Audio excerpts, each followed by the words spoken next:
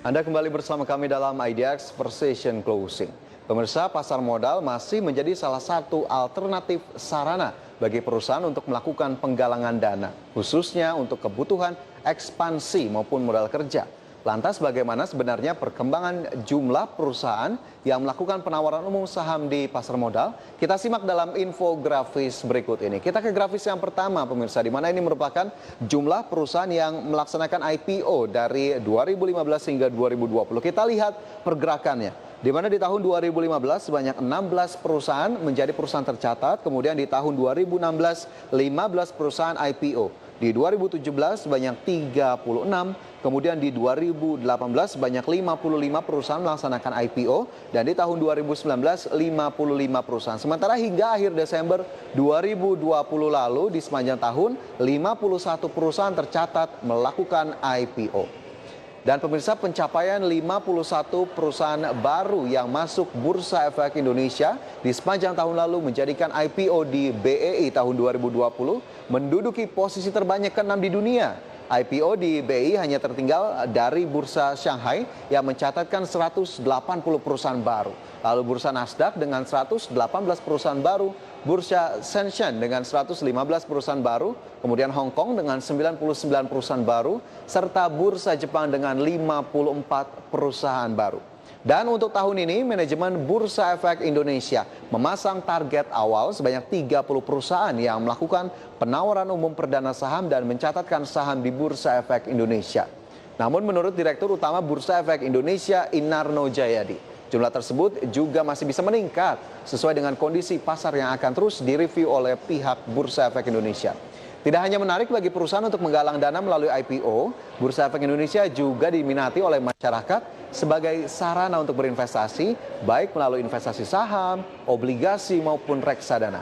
Minat yang tinggi ini ditunjukkan oleh tren peningkatan jumlah identitas investor individu atau Single Investor Identification. Dan selengkapnya kita lihat langsung dalam infografis kedua, di mana ini merupakan jumlah SID di tahun 2015 hingga 2020 yang bersumber dari KSEI. Kita lihat di tahun 2015 SID sebanyak 434,1 ribu, kemudian di 2016 naik ke 894,1 ribu. Di tahun 2017 peningkatannya bahkan menembus level 1 juta, tepatnya 1,1 juta SID. Dan di 3 tahun terakhir di 2018 1,6 juta, kemudian di tahun 2019 merangkak naik cukup signifikan 2,48 juta, dan di tahun 2020 ini merupakan catatan yang juga cukup positif, hampir 4 juta, tepatnya 3,88 juta SID. Ya pemirsa, jumlah SID yang masih menunjukkan tren peningkatan di tahun lalu menunjukkan masih tingginya minat investor untuk berinvestasi di pasar modal. Meski di sepanjang 2020, pasar modal Indonesia juga terdampak oleh pandemi COVID-19. Salah satu yang menarik dari tren peningkatan jumlah investor di pasar modal adalah minat kalangan millennials atau kalangan yang berusia di bawah 30 tahun.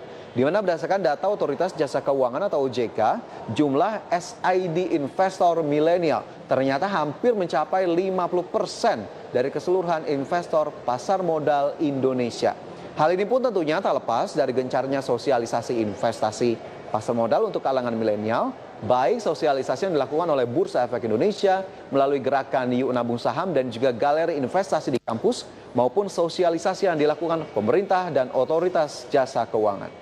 OJK pun menilai meski kalangan milenial belum besar dalam jumlah aset, namun kedepannya diharapkan kalangan milenial ini bisa menjadi investor besar dengan menabung investasi di pasar modal, baik menabung saham, derivatif, obligasi maupun reksadana. Nah, terkait dengan reksadana, bagaimana kemudian perkembangan jumlah dana kelolaan reksadana di pasar modal Indonesia? Langsung saja kita lihat ke infografis berikutnya, di mana ini merupakan jumlah dana kelolaan reksadana atau aset under management begitu ya dari tahun 2015. Di tahun 2015 sebesar 271,97 triliun rupiah, kemudian meningkat ke tahun 2016 di 337,75 triliun rupiah. Semakin pesat peningkatan ditunjukkan di tahun 2017, 2018, dan 2019 dengan jumlah sebesar 457 triliun rupiah, kemudian naik ke 505,39 triliun rupiah dan 542,19 triliun rupiah. Terkait hal ini, pemirsa, Otoritas Jasa Keuangan mencatat hingga November 2020, total dana kelolaan industri reksadana atau AUM ini telah mencapai 547,84 triliun rupiah atau lebih tinggi dari posisi di akhir tahun lalu.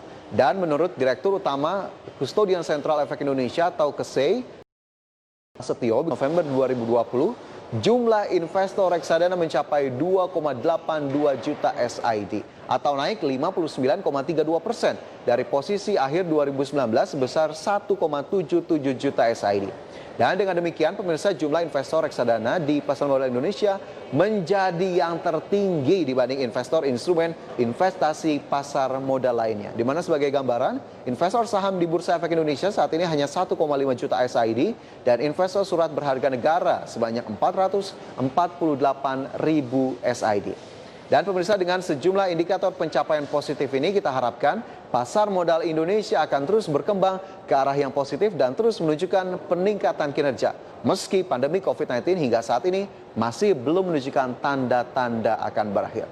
Demikian informasi yang bisa kami bagikan, pemirsa, terkait dengan perkembangan pasar modal Indonesia, dan informasi lainnya masih akan kami hadirkan usai jeda. Tetaplah bersama kami.